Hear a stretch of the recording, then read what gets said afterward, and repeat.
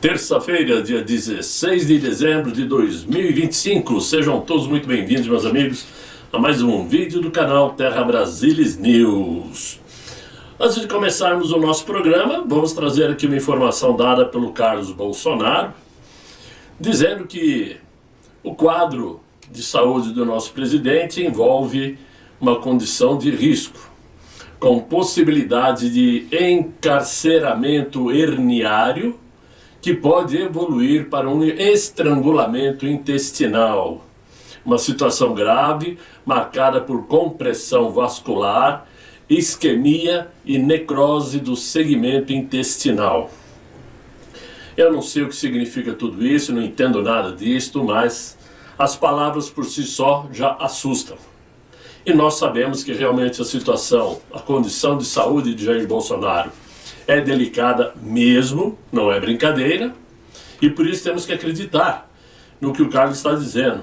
Ele inclusive disse que diante da gravidade do risco iminente de complicações, e inclusive complicações potencialmente fatais, segundo ele, há indicação médica inequívoca de cirurgia imediata, como medida necessária para a preservação da vida e prevenção de danos irreversíveis.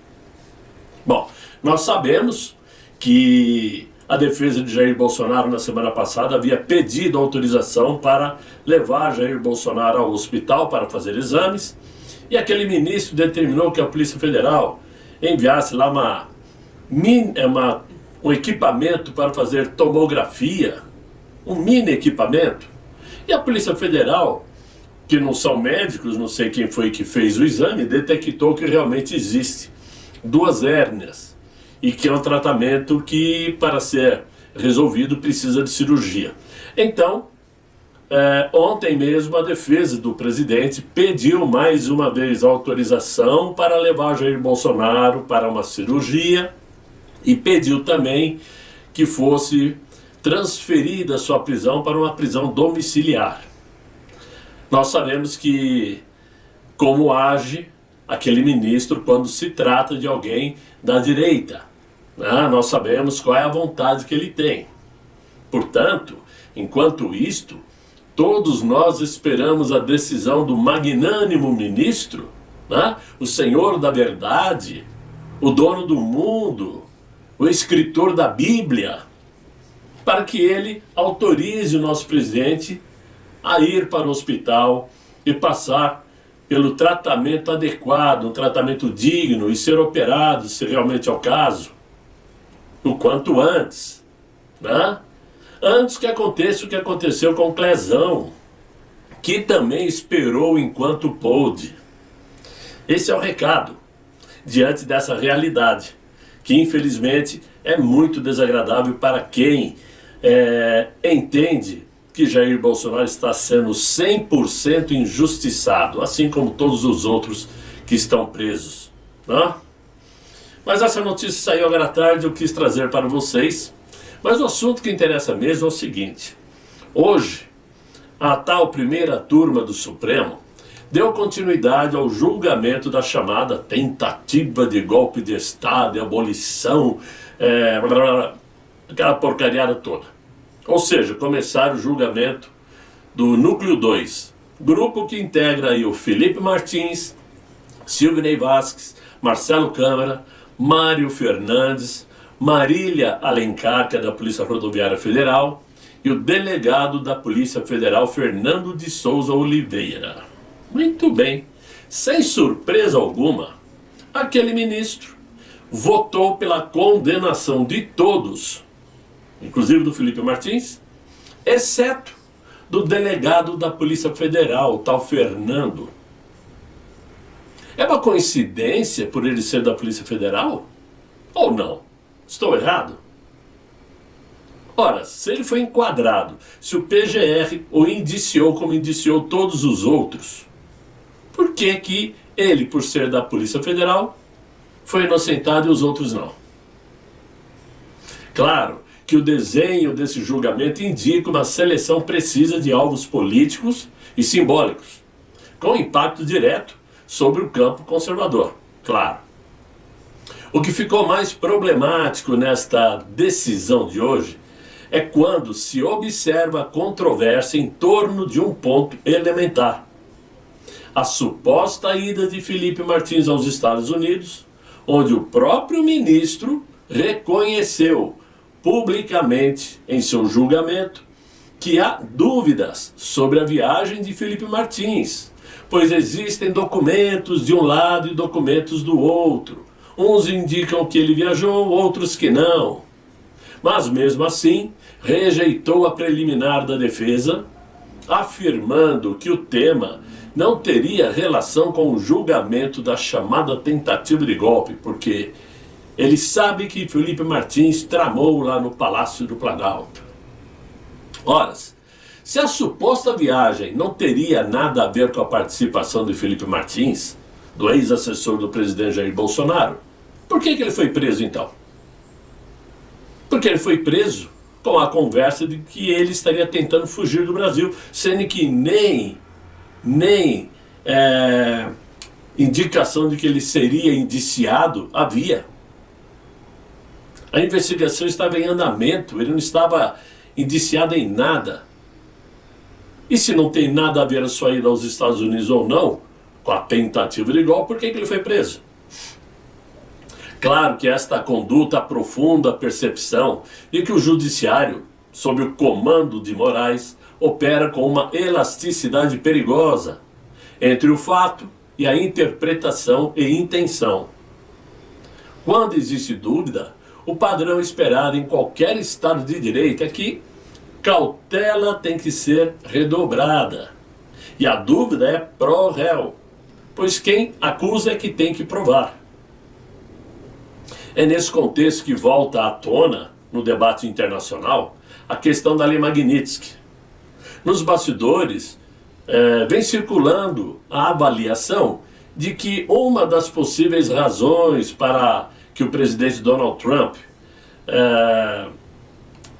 tenha desistido, tenha interrompido o avanço com sanções contra o ministro Moraes, teria sido pela sinalização de que excessos, especialmente no campo da censura e do controle de narrativas, seriam contidos a partir daquele momento.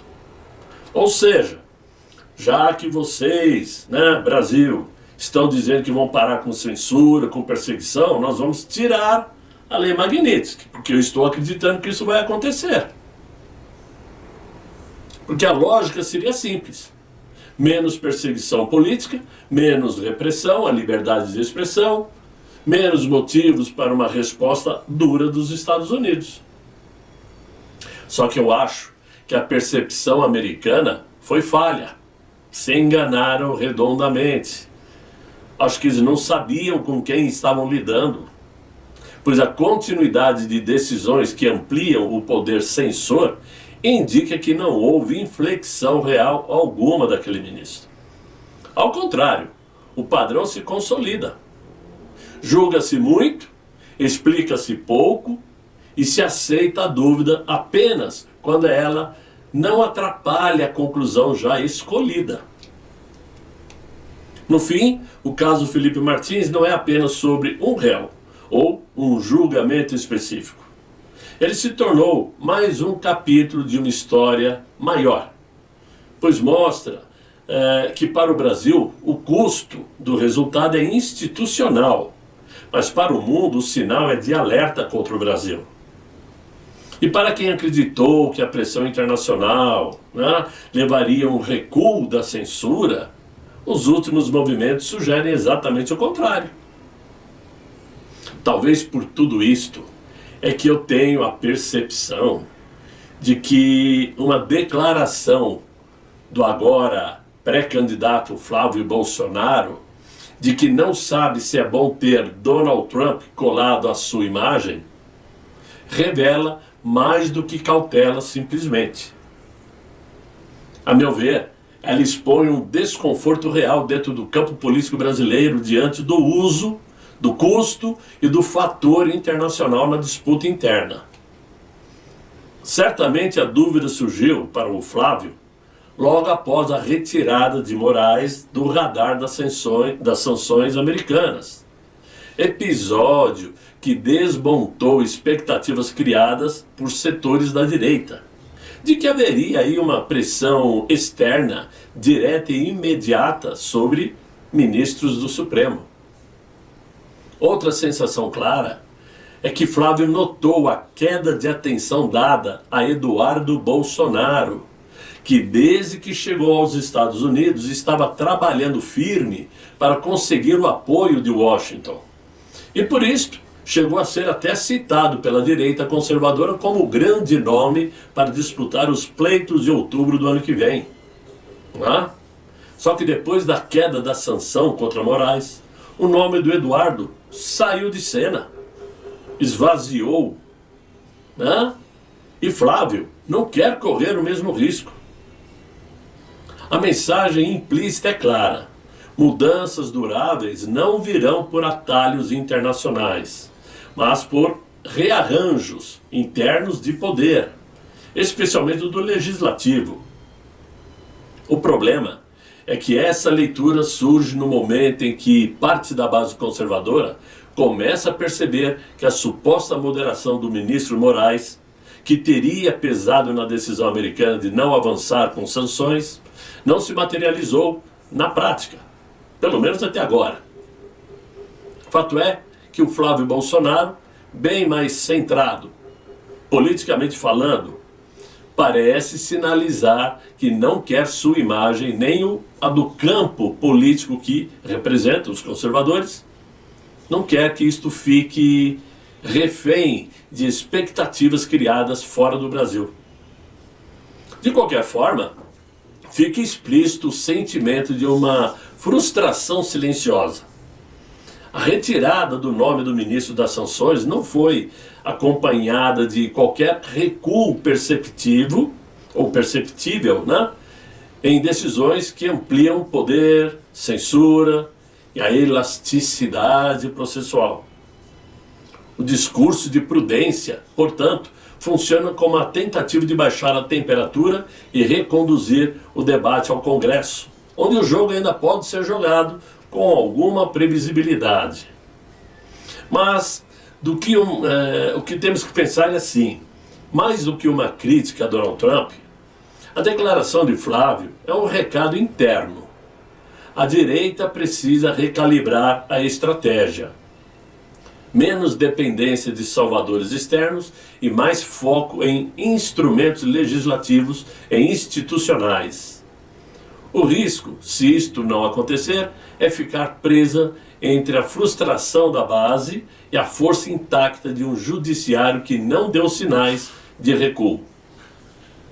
Agora, meus amigos, penso que o mais importante aqui é que o salto de audiência em torno do nome de Flávio Bolsonaro, após seu pai Jair Bolsonaro apontá-lo como possível candidato presidencial, não é um fenômeno espontâneo, nem apenas midiático. Sua participação de ontem, por exemplo, no programa lá do Ratinho Júnior, deixou muito claro que Flávio está muito bem preparado para um embate político, com respostas claras, objetivas e francas, sem o meio termo. O salto de audiência, portanto, é sobretudo político e estratégico. Há algumas camadas importantes para entender o que está acontecendo.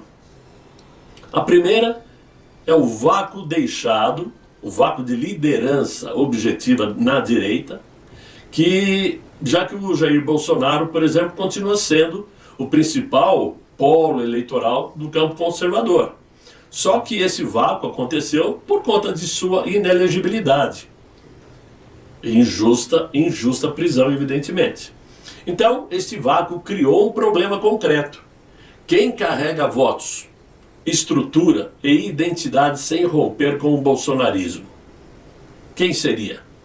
Quando o Bolsonaro indica o Flávio, ele sinalizou sua transferência de capital político, algo muito raro e difícil na política brasileira, pois a simples indicação já resolve uma incerteza central para a base conservadora. Existe sim um plano B. Flávio Bolsonaro. Isto por si só gera atenção imediata para quem achou que o bolsonarismo estava acabado, agora não tem mais jeito. Não, tem sim, como não. A segunda camada é a do perfil específico de Flávio Bolsonaro. Diferente do pai e de outros nomes da direita, o Flávio construiu uma imagem mais institucional, menos conflitiva e mais adaptada ao jogo do Senado. Ele fala com o sistema sem abandonar completamente a base. Para parte do eleitorado, o conservador, evidentemente, o que está, aliás, essa base que está cansada de confrontos permanentes com o STF e com a imprensa, né? Para essa base, o Flávio aparece aí como uma nova alternativa de continuidade do bolsonarismo, porém sem a escalada. O terceiro fator é o interesse do sistema em testá-lo. A mídia, o mercado, o judiciário e atores internacionais já passaram a prestar atenção em Flávio Bolsonaro, não por afinidade, mas por cálculo político.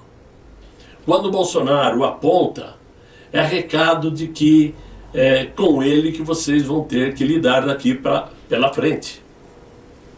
A audiência, nesse caso, do Flávio, não é só apoio ou rejeição. É um escrutínio público. Vamos testar sua possibilidade, né?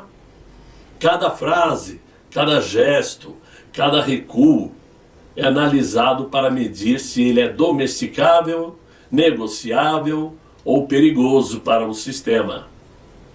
Isto explica porque declarações como a de não querer Donald Trump colado à sua imagem ganham tanto destaque.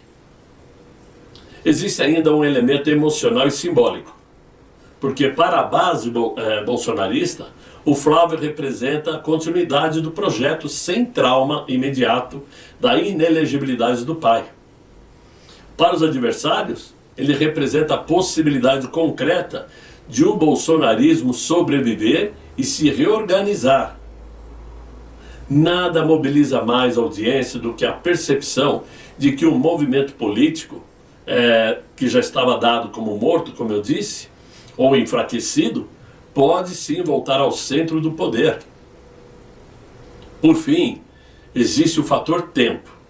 Estamos entrando aí no período pré-eleitoral real, ainda que informal. Mas nomes começam a ser testados, queimados ou inflados com antecedência. Tem uns que começaram cedo demais, que nem o Caiado. Tem outros que acham que estão com uma audiência elevada, como o Inácio, né? Como uma pesquisa Guest que saiu hoje, dizendo que ele ganha de todo mundo no segundo turno. Só porque eles querem, né? Mas a indicação do Flávio funciona como um disparo inicial.